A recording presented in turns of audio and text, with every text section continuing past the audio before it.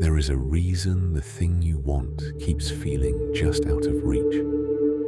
And it is not because you are not working hard enough. It is not because you are not worthy enough. It is not because the universe is withholding. It is because of the way you have been thinking about it. Thomas Troward identified something that Neville Goddard would later build his entire philosophy upon. And it begins with one precise distinction. There are two planes of thought.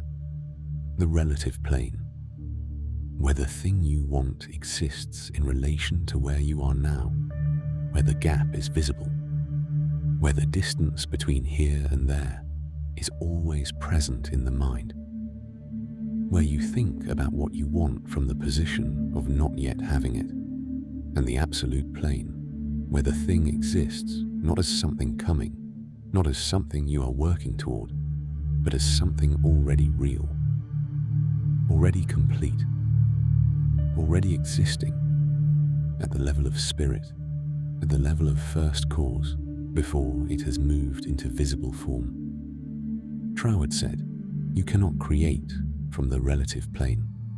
On the relative plane, you are always thinking from the gap, and the gap is what the subconscious receives. The gap is what gets built, which is why the wanting keeps producing more wanting. The prayer keeps producing more need. The vision board keeps producing more distance. Not because these things are wrong, but because underneath them, the feeling of not yet having is loudest than the knowing of already being."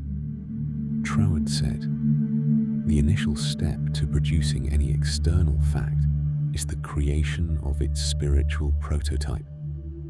Think of it as already existing, not as something you are asking for, as something that is.